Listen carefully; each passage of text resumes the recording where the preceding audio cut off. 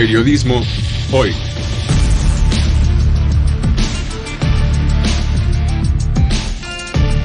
Avatares, riesgos y transformaciones del oficio de informar. Muy buenas tardes, bienvenidas y bienvenidos a este espacio, su espacio Periodismo Hoy.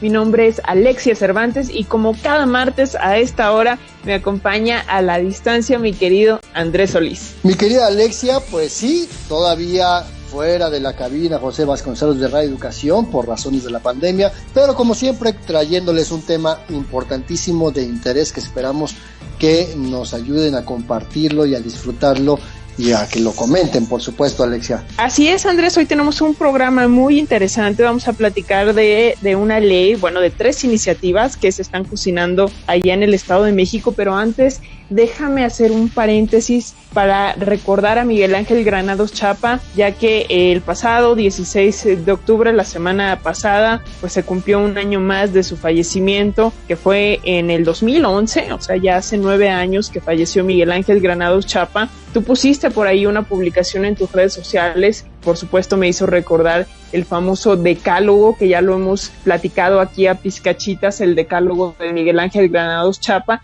y creo que conviene que todas y todos los periodistas lo tengamos muy presente, y también la ciudadanía en general. Todos los puntos son muy importantes, pero mi favorito es el número 10, es el último, es encuentre el camino o hágalo usted mismo. Sin lugar a dudas, Miguel Ángel Granados Chapa, un gran referente del periodismo contemporáneo en México, maestro de maestros, colega y acuicioso crítico de todos los sistemas políticos, y que pues recordarlo en este momento pues nos ayuda a entender justamente el tema del que vamos a hablar hoy, Alexia, porque sí, efectivamente, como bien lo anticipas, en el Congreso del Estado de México actualmente se están discutiendo 3 iniciativas de ley de protección de periodistas que pues fueron presentadas por Morena, por el PAN y por el PRD.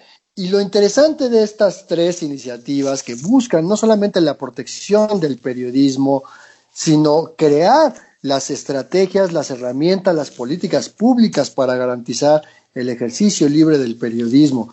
Estas 3 iniciativas que están cocinándose allá en el Congreso del Estado de México, Alexia, hay que decirlo de manera muy relevante, no solamente plantean la creación de un mecanismo como el mecanismo federal, como el mecanismo que funciona en la Ciudad de México, sino que están incluyendo derechos de periodistas como el secreto profesional, la cláusula de conciencia, incluyen, por ejemplo, que un medio rectifique cuando por alguna razón editorial cambia el sentido de la nota que redacta el periodista. Esto es lo que conocemos como el derecho de réplica de las y los periodistas, y esto es importante porque no existe ninguna ley en ningún estado, Alexia, que incluya este derecho de réplica, y por eso creemos que es un tema importantísimo traerlo a colación, no porque no haya otras leyes en otros estados, sino por la manera en cómo se está legislando en el Estado de México, que además, hay que decirlo, Alexia, están involucrados de manera muy activa diferentes grupos de periodistas. Y una de las cosas que más me llama la atención y que valdría la pena hacer una parada en esto es que también hablan de la profesionalización, de la capacitación de los periodistas. Entiendo yo que partiendo de la idea de entre mejores periodistas tengamos, más capacitados, también se disminuyen los riesgos. Y bueno, de todo esto vamos a hablar con Adriana Tavira. Ella es periodista, es directora editorial del periódico Impulso, es integrante del colectivo de periodistas del Estado de México que le está dando seguimiento a estas 3 iniciativas. Y que si me lo permites decirlo y comentar lo adicional, el colectivo de periodistas del Estado de México no solamente le ha dado seguimiento, sino que ha hecho aportaciones a las 3 iniciativas de ley, o dentro de las 3 iniciativas que se están discutiendo se han incluido los comentarios y las aportaciones que han hecho las y los periodistas que integran este colectivo, como lo han hecho de otros grupos de periodistas. Y que esto es importante, ¿no? Porque la presencia de la prensa, de los periodistas en los procesos de ley, creo que son fundamentales. Pero mientras, ¿qué te parece, Alexia Cervantes? Y antes de todo, vamos a escuchar Periotips, esta sección que cada semana nos prepara Graciela Ramírez y que hoy nos va a hablar sobre algo que ya comentamos en otro programa, que es el lenguaje incluyente. Vamos a escucharlo.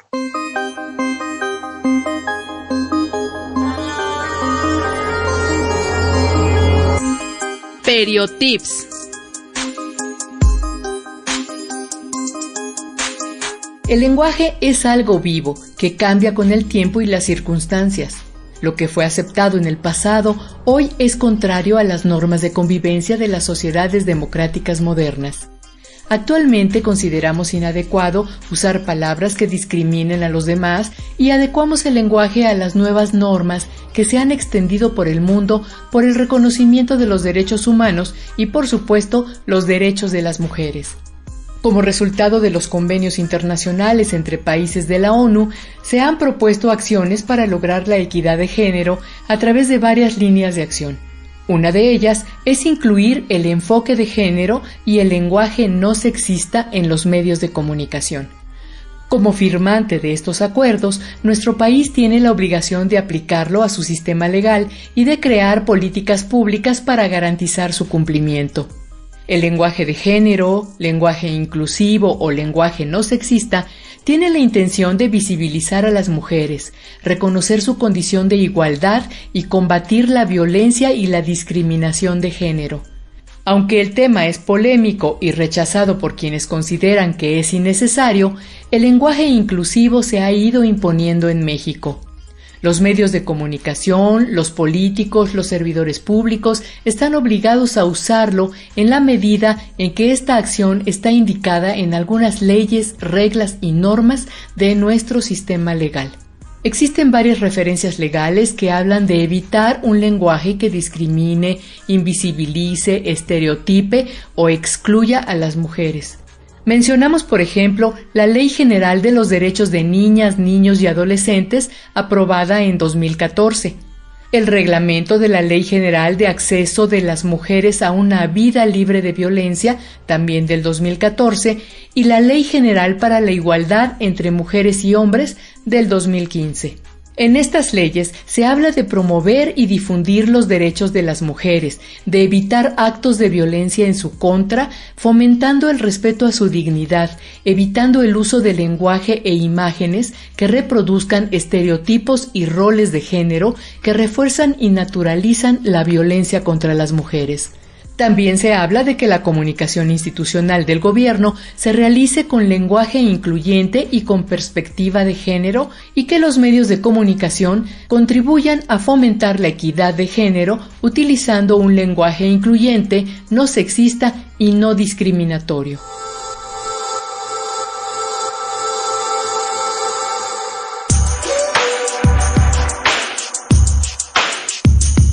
Para la Academia de la Lengua Española, el idioma español no requiere de estos tratamientos, ya que el masculino los refiere a todos, hombres y mujeres.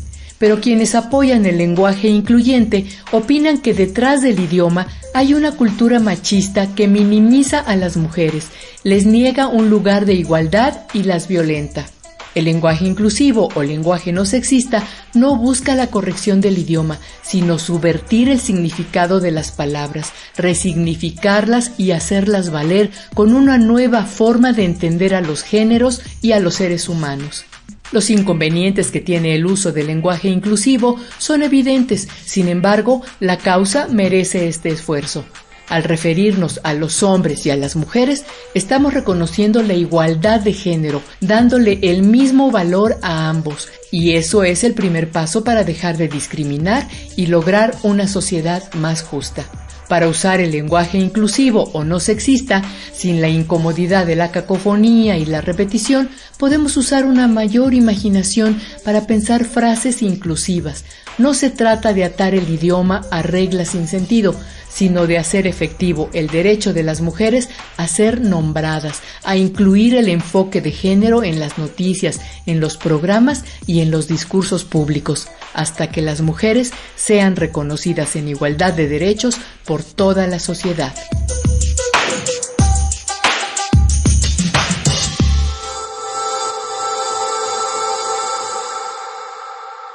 Comuníquense con nosotros, en Facebook nos encuentran como Periodismo Hoy, en Twitter somos @hoyperiodismo y déjame enviarles saludos muy especiales a la maestra Erika Sánchez Marcelo. Ella es profesora en la preparatoria número 4 del turno matutino, quien compartió con sus alumnos nuestro podcast, nuestro programa sobre el lenguaje incluyente, que ha sido uno de mis programas favoritos, de manera personal lo digo, pero me enteré de esto vía un muy buen amigo. Me dijo, oye, fíjate que a mi hijo en la prepa le pusieron un programa de radioeducación sobre periodismo incluyente, y llegó muy contento y me dijo, oye, escucha a tu amiga Alexia en la clase.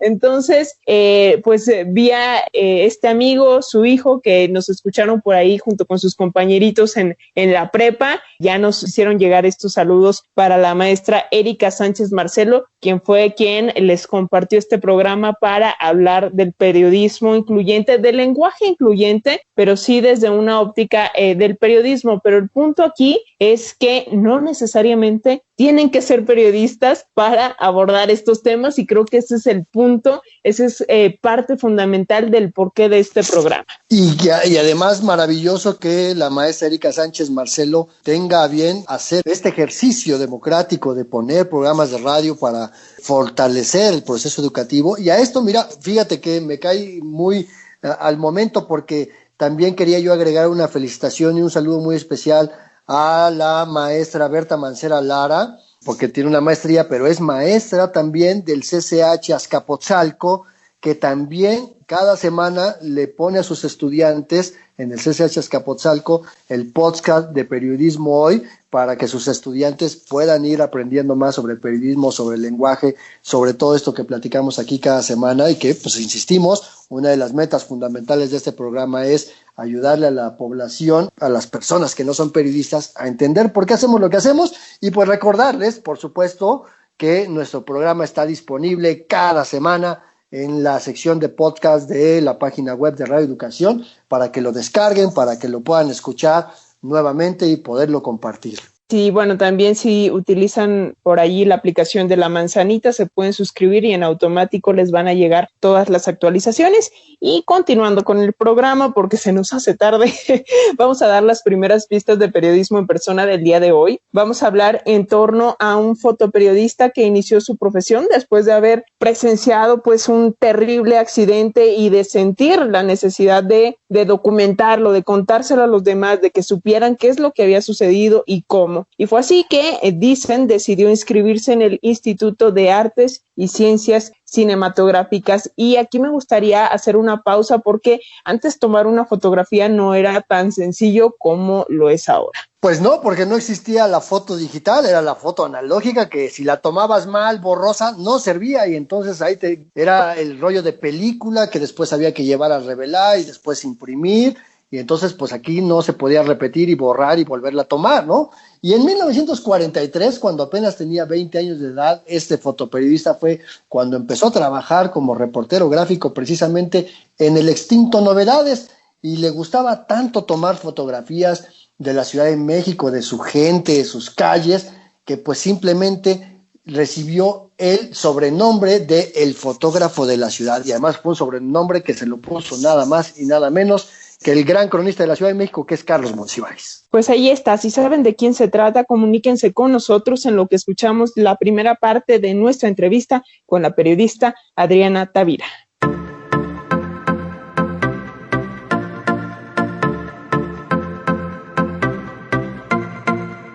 Lo prometido es deuda. Ya les habíamos adelantado que teníamos pensado abordar el tema de la protección a periodistas en el Estado de México y de distintas iniciativas que se están cocinando en la materia. Cuando lo comentamos en este espacio, mi querido Andrés, había dos propuestas. Tú nos las explicaste más o menos, las pusiste sobre la mesa, una de los diputados de Morena y otra del PAN, pero en los últimos días se sumó una tercera por parte del PRD. Para platicar de estas iniciativas, de qué tanto responden a la realidad de las y los periodistas mexiquenses, independientemente del color que la respalda, y de si los diputados se han mostrado abiertos al diálogo con el gremio, hoy tenemos el gusto de conversar con la periodista Adriana Tavira. Ella es directora editorial del periódico Impulso e integrante del colectivo de periodistas del Estado de México, quienes están trabajando estas iniciativas. Bienvenida, Adriana. Buenas tardes, Alexia, buenas tardes, Andrés, buenas tardes a su auditorio y gracias por esta invitación. Oye, Adriana,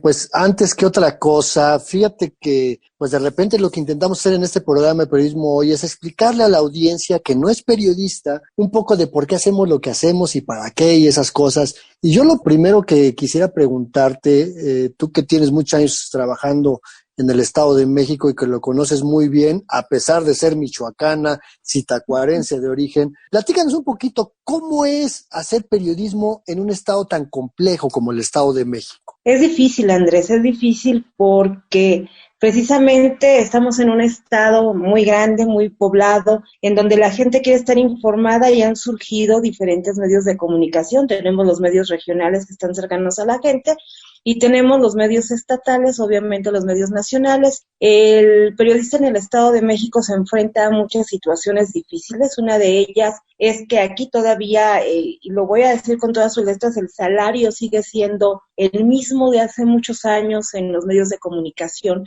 Entonces eso te limita a hacer de alguna manera un periodismo que es cubrir las fuentes que nos son asignadas, ¿no? Entonces el periodismo de investigación ya cuando lo haces porque te gusta, porque te interesa dar a conocer a la sociedad la otra cara de lo que es el periodismo de cercanía, de la problemática social que existe en nuestro estado. Pero aún así hay esfuerzos de muchos compañeros. El periodismo, pues es una vocación, Andrés, es una vocación que te tiene que gustar, que la tienes que disfrutar, que la tienes que amar para poder ejercerla. Muchas veces la gente dice, no, es que el periodista y sus medios están mal. No, al contrario, yo creo que los periodistas hacemos el mejor esfuerzo para informar a la sociedad de lo que está sucediendo en nuestro entorno, en nuestras comunidades, en nuestros municipios y en nuestro estado.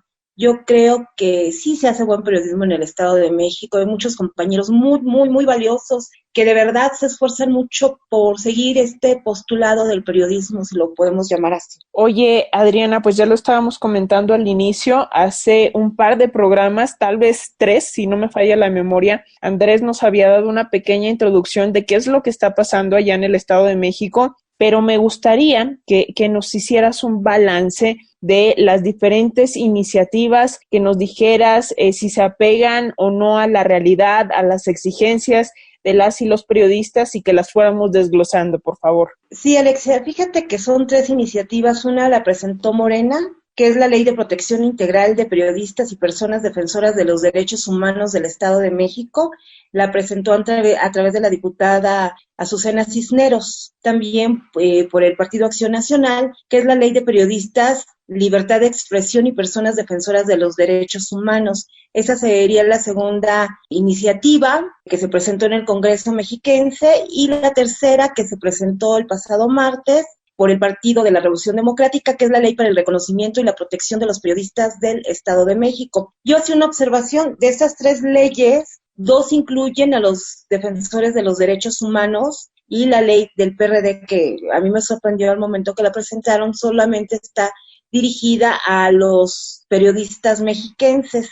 Las 3 leyes traen cosas que sí están de alguna manera apegadas a lo que el colectivo de periodistas del Estado de México, que inició a trabajar ya de manera formal hace 2 años como colectivo de periodistas. La ley se ha estado persiguiendo en el Estado de México desde hace 30 años por compañeros que incluso en estos momentos ya no están con nosotros. Sin embargo, nos dejaron un precedente que se ha continuado y que es con el que nosotros hemos estado trabajando en las diferentes regiones del Estado de México. Hemos sido claros en este sentido de que el colectivo de periodistas somos un grupo de compañeros que no representamos a todos los periodistas del Estado de México, pero sí estamos interesados en promover esta ley de protección a periodistas. Que eso a mí se me hace muy importante decírselos, porque lo decía uno de nuestros compañeros muy queridos, que no quiero decir el nombre porque está muy cerca, que el día que se ponga de acuerdo 2 periodistas es muy difícil hacerlo, ¿no? Pero sin embargo hemos estado trabajando, hemos estado platicando en las diversas regiones de la entidad para llegar y proponer esta iniciativa de ley, en la cual hay coincidencias con las leyes presentadas en el Congreso mexiquense. Hay algunos en los que no estamos de acuerdo, pero creo que la cuestión en materia legislativa pues toman temas interesantes para nosotros y que no se pueden poner a discusión, sin embargo están ahí, que estas 3 leyes lo que van a hacer son mesas de trabajo para coincidir y poder presentar una sola iniciativa de ley de protección a periodistas en la entidad. Se tendrán que poner de acuerdo en algunos puntos importantes, pero lo que a nosotros nos interesa como colectivo pues son realmente que estas leyes contengan sobre todo los derechos de periodistas, ¿no? Porque si no tenemos derechos en esta ley, pues de nada nos va a servir.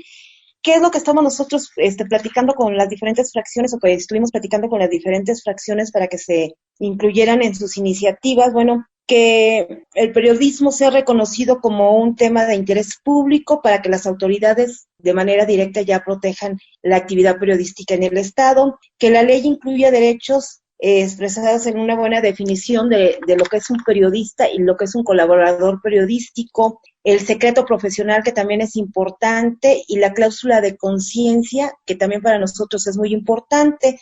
Entonces, bajo estos 4 puntos, hemos estado revisando las 3 leyes y las 3 leyes coinciden. Cada una tiene una definición diferente, pero contienen estos 4 puntos que nosotros hemos expresado a través de diferentes reuniones con las fracciones de la 60 legislatura mexiquense. Oye, Adriana Tavira, fíjate, primero déjame aclararle a nuestra audiencia que nos escucha en otras partes del país. El Estado de México es no solamente el estado más poblado del país, sino es un estado muy complejo. Tiene 125 municipios, pero se divide en diferentes regiones: la zona oriente, el Valle de México, el Valle de Toluca, la zona sur, y una parte un poco olvidada de la zona norte del propio estado que colinda con Michoacán y Querétaro. Pero yo recuerdo que en diciembre el presidente de la Junta de Coordinación Política del Congreso del Estado de México, Maurilio Hernández, que es además el coordinador parlamentario de la mayoría del Movimiento de Regeneración Nacional de Morena, había dicho que el año pasado, 2019, no habían aprobado la ley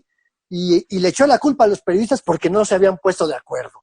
¿Qué es lo que pasó en 2019 que no se aprobó la ley?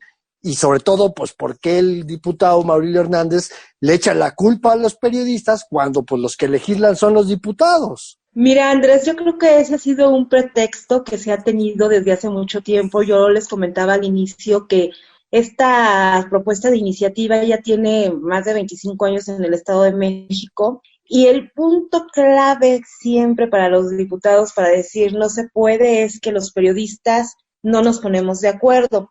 En esta ocasión, no sé si recuerdas, se realizó una mesa de diálogo propuesta incluso por el propio Congreso, por la propia Junta de Coordinación Política, en la que participaron periodistas de diversas de las regiones, ya que tú ya mencionaste, del Estado de México. Vinieron del sur del estado, del Valle de México, de la zona oriente, del norte del estado y del Valle de Toluca.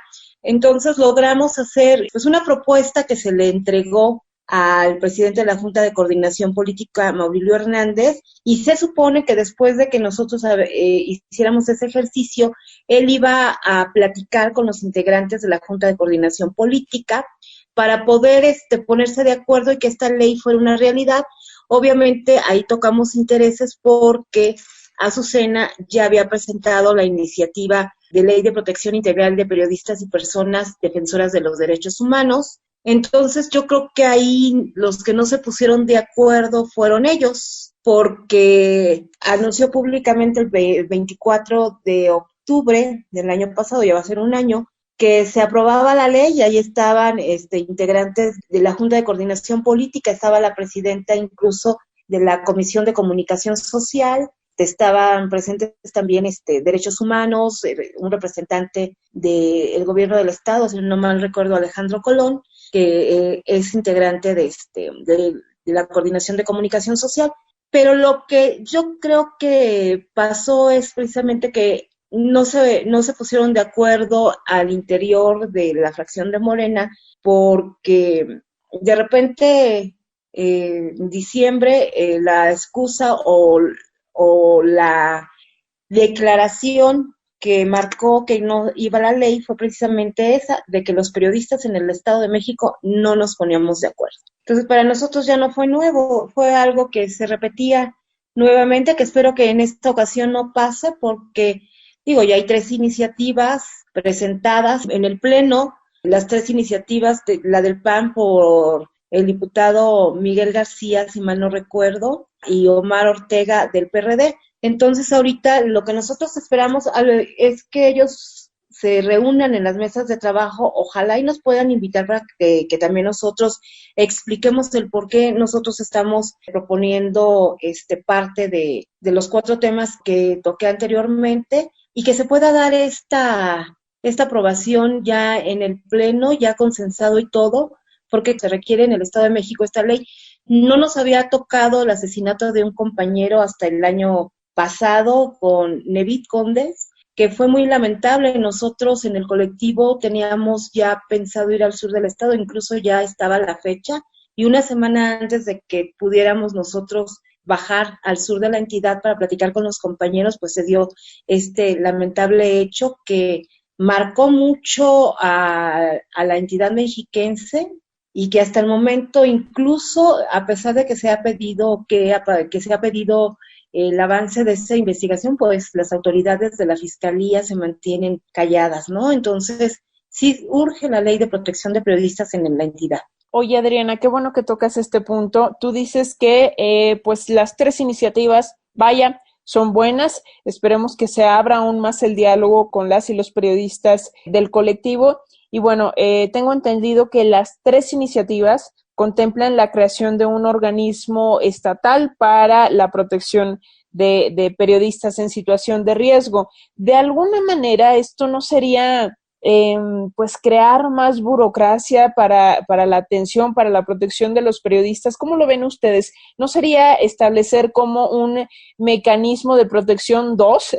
Ya tenemos el mecanismo de protección de la Secretaría de Gobernación. No creo, porque mira, te lo voy a poner como ejemplo. El Estado de México, lo decía Andrés, es el estado con aproximadamente 17.5, 18 millones de habitantes. Cada región en el Estado de México tiene su forma de hacer periodismo. Cada región, los periodistas trabajan de diferente manera. En el sur del estado, desgraciadamente, es donde más riesgo existe para los periodistas, porque sabemos que hay unas condiciones muy difíciles para ellos. Ahí se concentra mayor seguridad por diversos grupos de la delincuencia organizada que incluso han tocado a la cuestión de los compañeros en decisiones importantes o de multarlos. Se daba el caso que nos platicaba un compañero que por una nota que él sacó, esta gente le dijo que tenía que pagar 20,000 pesos o tenía que hablar con el jefe de plaza. Entonces, imagínate el riesgo en el que se encuentran los compañeros al momento de querer dar a conocer a la población del sur del estado la situación que se vive allá en materia de inseguridad, o cómo están involucrados incluso en el comercio local de esa zona. Se dio el caso y fue muy comentado de que manejaban la cuestión del comercio de pollo, y tuvo que intervenir la Fiscalía General de Justicia en esa zona para pues evitar este tipo de situaciones. Entonces, sí es diferente también el periodismo que se ejerce en el oriente de la entidad o en el norte del estado o aquí en Toluca, ¿no?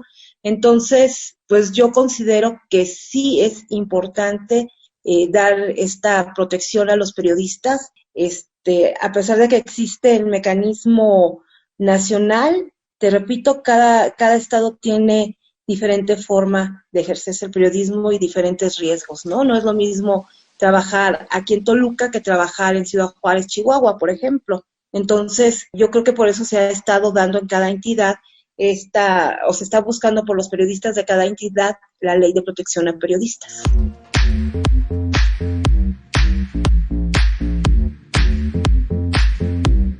Hacemos una muy breve pausa solo para recordarles que estamos aquí al pendiente de todos sus mensajes a través de las redes sociodigitales. En Facebook, recuerden, somos Periodismo Hoy, o también pueden poner @Periodismo Hoy Radio, y en Twitter nos encuentran como @HoyPeriodismo. De paso, ya aprovechando la pausa, queremos darles más pistas para que descubran de quién hablaremos en Periodismo en Persona. Se trata de un fotoperiodista que, ya decíamos, inició su carrera en Novedades, pero sus fotos llegaron a medios y revistas internacionales como la revista Time, como Life, De hecho, este personaje pues fundó su propia agencia de foto que se llamaba Fotopress. Y su talento era tan destacado, tan importante, que además fue un fotógrafo que se dedicó a tomar retratos de las figuras más prominentes de su época, y estamos hablando de personajes como Frida Kahlo, Diego Rivera, David Alfaro Siqueiros, María Félix, Pedro Infante, Dolores del Río. Bueno, la lista es larguísima,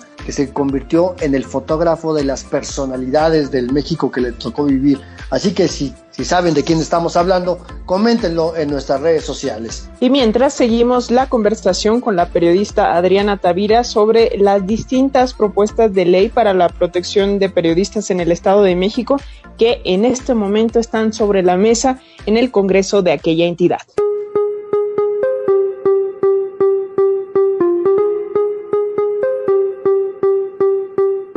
Estamos hablando con Adriana Tavira, periodista, directora de Impulso Diario en el Estado de México, integrante del colectivo de periodistas del Estado de México, y estamos aquí en Periodismo Hoy a través de la señal de Radio Educación. Estabas hablando, Adriana, de, bueno, pues sí, existe el mecanismo federal y en algunos estados existen mecanismos locales, como en la Ciudad de México, como el caso de Veracruz, y por eso quizá la importancia de tener un mecanismo a nivel local. Pero también estabas hablando de que era importante tener una ley que reconozca derechos como una condición para reducir las vulnerabilidades de periodistas y reducir las agresiones. Por ahí, ya sabes, los trascendidos, Adriana, Alexia, que son famosísimos, pero los comentamos porque de buena fuente, por ahí nos dijeron que había una intención desde el gobierno del Estado de México que encabeza Alfredo del Mazo, emanado del PRI, de quererle quitar los derechos de secreto profesional y cláusula de conciencia a la ley que se pueda aprobar en el Congreso. ¿Por qué es importante incluir estos derechos y cómo lo ven desde el colectivo, Adriana?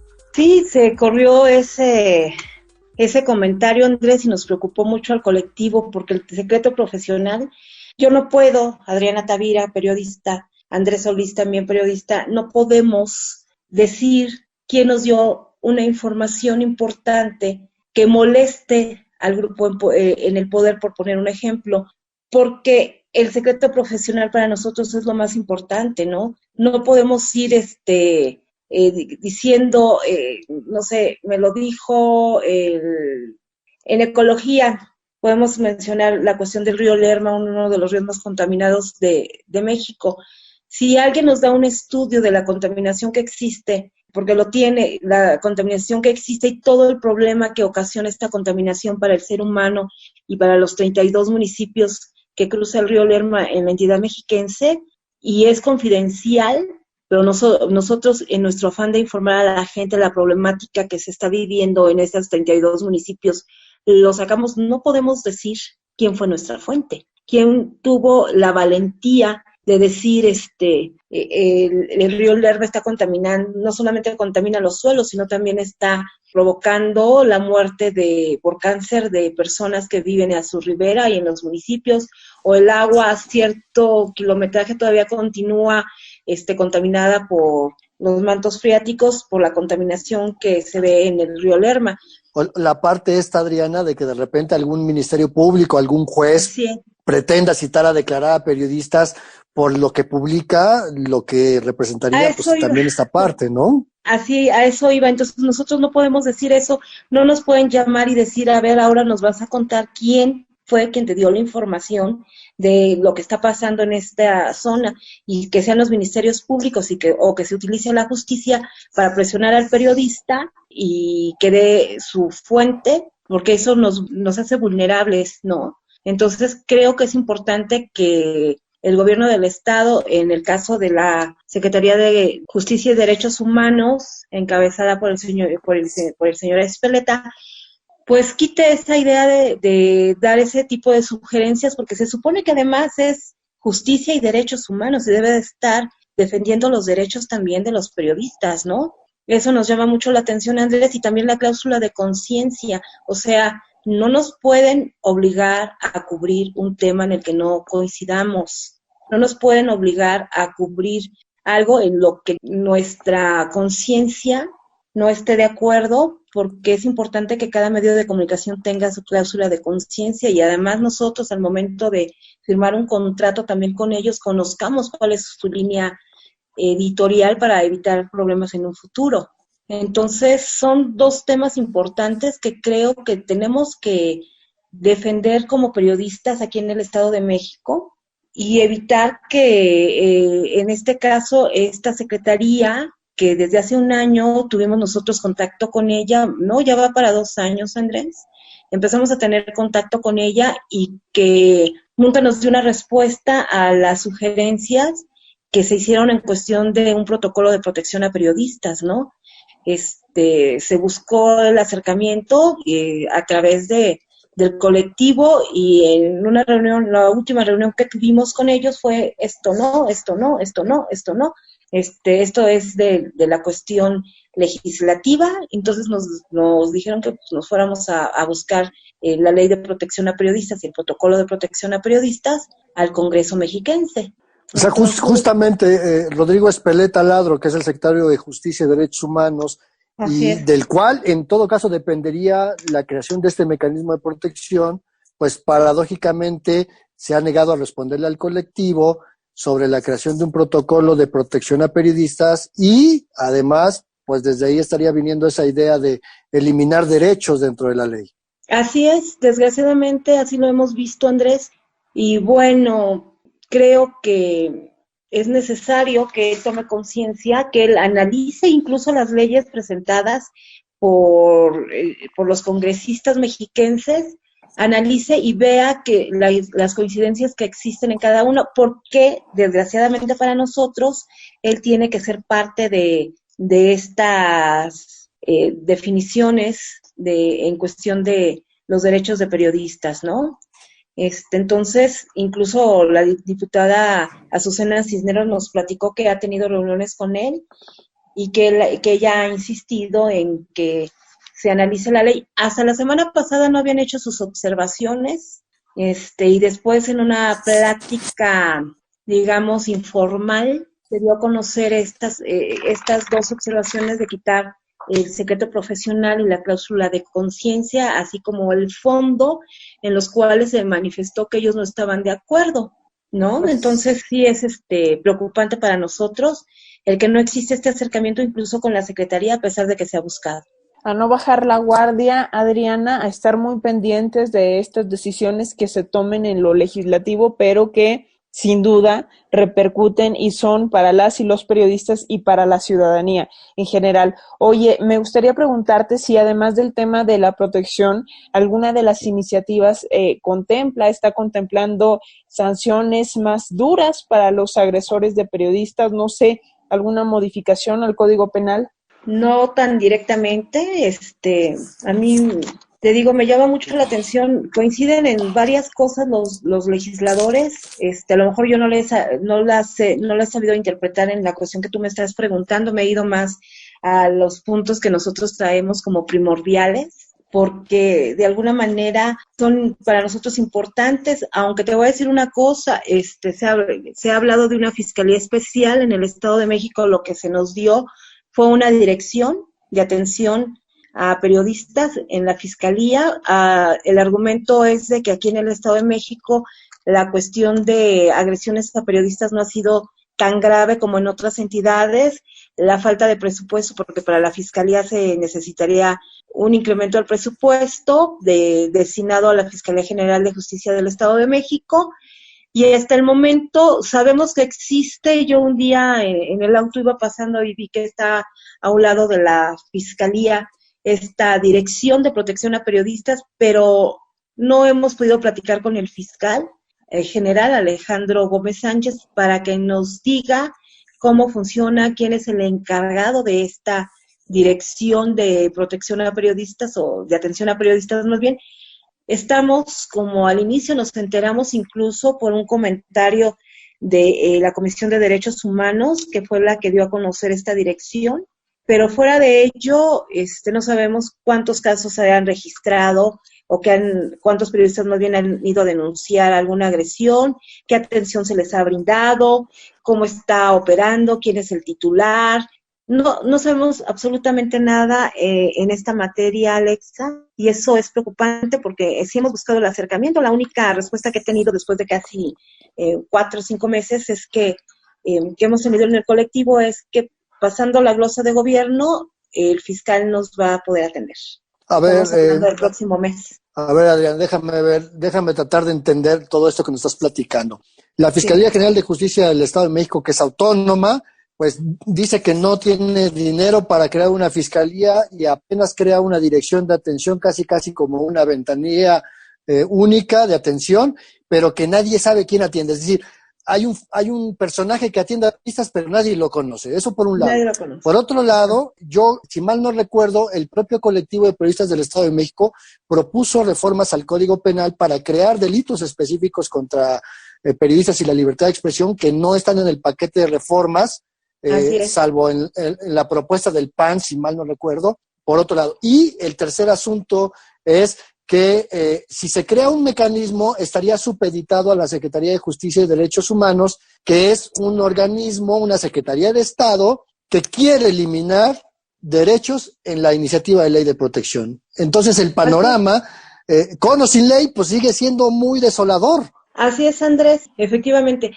esa es la situación. Uno, la dirección que no conocemos quién es quien la maneja. Punto número 2, las iniciativas presentadas están en manos de la Secretaría de Justicia y Derechos Humanos del Estado de México para la operatividad de algunas cuestiones de la iniciativa. Y la tercera, precisamente, es que sí, efectivamente, nosotros hicimos esas propuestas a la iniciativa, pero no fueron tomadas en 2 de ellas.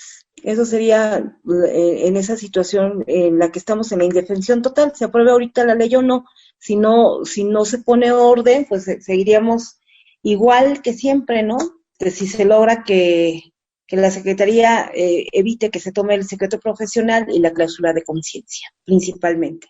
Ya, complicado panorama porque, bueno, en esto que decíamos al principio, que Andrés nos había dado una pequeña explicación de qué es lo que estaba sucediendo con estas iniciativas.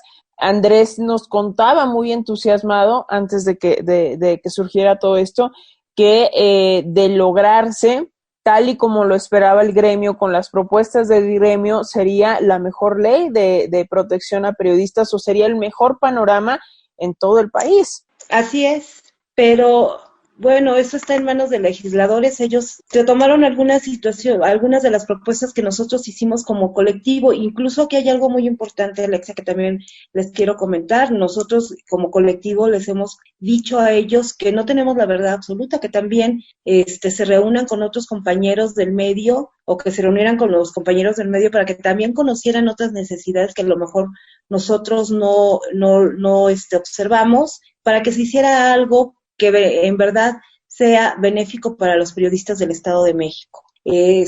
Hasta el momento, bueno, muchas de las propuestas que hicimos fueron tomadas en cuenta.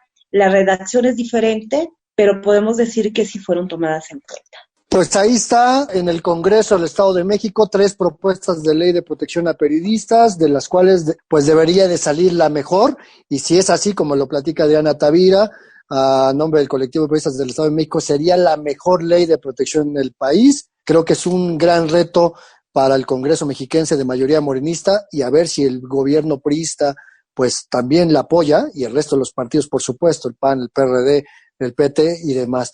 Y fíjate algo, Andrés, sí, en realidad sí sería una de las mejores, porque de verdad hemos trabajado en el colectivo con muchos compañeros y traemos temas muy importantes que ellos mismos nos expusieron en su momento. Chicos, rápidamente, ¿hay alguna fecha?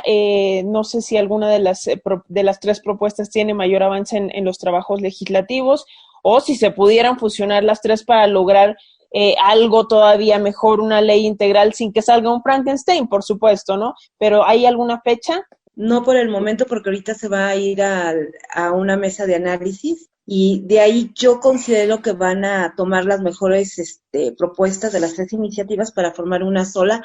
Ojalá no se convierta en lo que tú estás comentando, Alexa, que sea de verdad una ley que proteja a los periodistas mexiquenses. Eso es lo que esperamos todos los que integramos el colectivo. Pues ahí están las 3 propuestas en comisiones, empieza la discusión, las mesas de trabajo, de ahí saldrá un solo dictamen, una sola ley que tendrá que aprobar el pleno del Congreso mexiquense. La promesa es nuevamente que sea antes de que termine este periodo de sesiones en diciembre próximo, así que pues ya veremos, y pues reiterarte, Adriana Tavira, esta gran explicación que nos acabas de dar de este panorama, y agradecerte pues por supuesto que hayas platicado con la audiencia de Periodismo Hoy, con el auditorio de Radio Educación. Al contrario, Andrés, gracias a ustedes, que tengan un excelente día.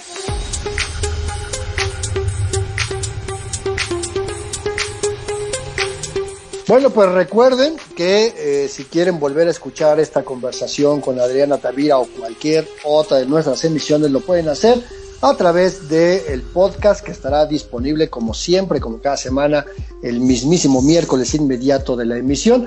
Recuerden que lo pueden descargar directamente desde la página de Radio Educación o en las aplicaciones de teléfonos celulares. Y ahora sí, llegó el momento de nuestra sección Periodismo en Persona, una sección que prepara Andrés Solís y que está dedicada hoy al fotógrafo de la Ciudad de México, así lo bautizó Carlos Monsiváis. Pata de perro, cuentan que le decía a su madre, pues le encantaba salir a recorrer las calles de esta urbe, las cuales retrató en muchos medios nacionales y en revistas de talla internacional, en revistas como Time, como Life.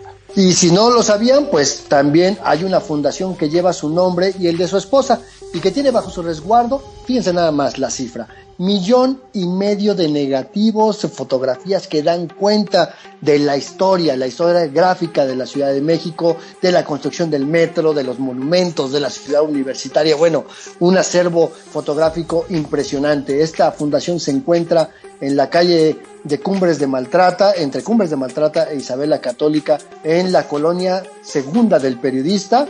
Y hay que decir pues que por la pandemia de momento está cerrada, pero pues esperemos que lo puedan reabrir pronto para ir a disfrutar de esta historia gráfica de la Ciudad de México. Mientras tanto, vamos a escuchar de quién se trata.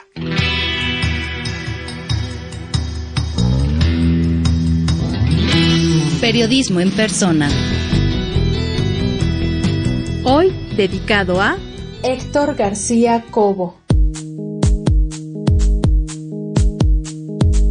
Casi cualquier periodista asegura que hubo un momento que le cambió la vida y lo llevó a adentrarse en la búsqueda de historias que contar, ya sea en texto o en imagen. Uno de ellos es Héctor García Cobo, a quien una muerte trágica y un rollo velado le hicieron aprender fotografía y convertirse en una de las lentes más importantes del periodismo mexicano de la segunda mitad del siglo XX.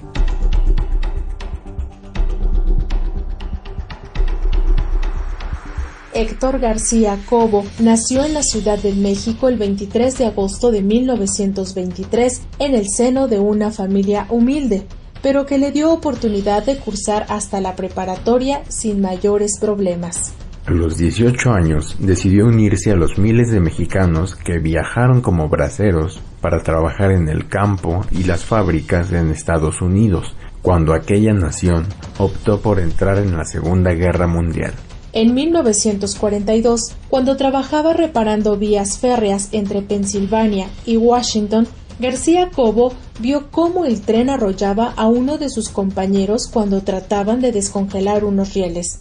El propio fotoperiodista recuerda que llevaba una pequeña cámara fotográfica en su mochila y, sin dudarlo, gastó todo el rollo en eso. Grande fue su frustración al llevar a revelar el rollo y ver que estaba todo velado, y no había una sola foto que recordara el acontecimiento.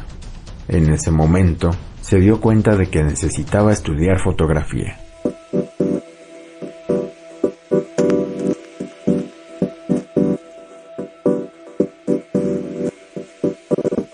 Héctor García regresó a México y de inmediato se inscribió en el Instituto de Artes y Ciencias Cinematográficas, donde conoció a Manuel Álvarez Bravo y a Gabriel Figueroa, sus dos grandes maestros. En 1943, a los 20 años de edad, comenzó a trabajar como reportero gráfico en el periódico Novedades, en donde descubrió que en sus ratos libres entre cobertura y cobertura le gustaba retratar la ciudad y a sus personajes. El incesante caminar por las calles de la creciente y boyante capital de México lo llevó a ser calificado por el mismísimo Carlos Monsiváis como el fotógrafo oficial de la ciudad. Entre los años 40 y 50, la cámara de García Cobo mostró la evolución y los cambios de una ciudad que iba dejando su parte semirural para abrirse paso como la capital de una nación que aspiraba a la modernidad y la industrialización. Dicen que Héctor García tenía dotes de buen amigo, y eso le ayudó a tejer buenas relaciones profesionales y personales con las figuras más importantes de la política y la cultura de su época, a quienes retrató y mostró en todas las formas y escenarios posibles. Desde las fotografías de Diego Rivera pintando en su estudio, hasta aquellos retratos de David Alfaro Siqueiros, luciendo retador al sistema detrás de los barrotes en la prisión de Lecumberri, pasaron por la lente y los solventes de laboratorio para dejar testimonio gráfico de aquel México de los 50, los 60 y los 70. García Cobo fue ganador 3 veces del Premio Nacional de Periodismo, una mención honorífica en ese certamen, y el 17 de diciembre de 2002 recibió el Premio Nacional de Ciencias y Artes, premio que solo 2 fotógrafos han recibido, Héctor García y Manuel Álvarez Bravo. Su trayectoria periodística lo llevó a trabajar en Excelsior, 1+1, las revistas Siempre, Mañana, Cine Mundial y las internacionales Time y Life, aunque desde 1950 era dueño de su propia agencia fotográfica llamada Photopress.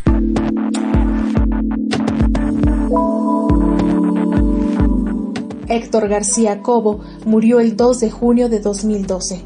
Pero su legado está más allá de sus fotografías, pues fue maestro y ejemplo a seguir de muchas generaciones de fotoperiodistas. A este enorme legado se suman al menos 50 exposiciones colectivas y más de 80 individuales, así como fotografías que quedaron para las futuras generaciones en los libros como Nueva Grandeza Mexicana, de Salvador Novo, de 1967, y Los Indios de México, de Fernando Benítez en 1970, entre muchos más.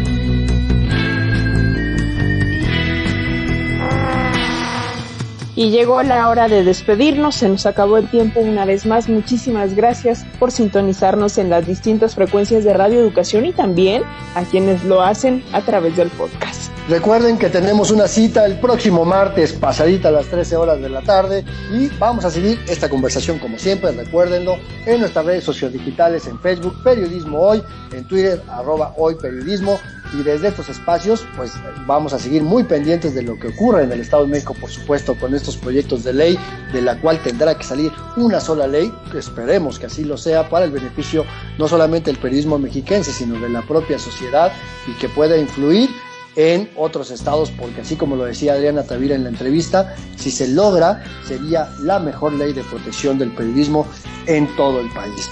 Pero ya nos vamos, Alexia Cervantes, un placer como siempre compartir micrófonos contigo. Como siempre, Andrés Solís, el gusto es mío, hasta la próxima.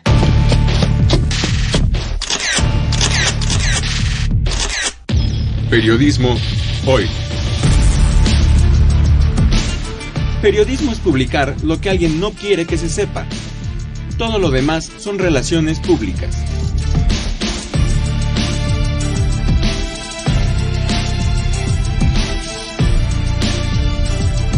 Trabajamos para usted en el servicio social Frida Ramírez, en la edición digital Alejandro Ramírez, la musicalización de Óscar Solís, Edith Rojas en la asistencia de producción, en la conducción Alexia Cervantes y Andrés Solís, en una producción a cargo de Graciela Ramírez para Radio Educación.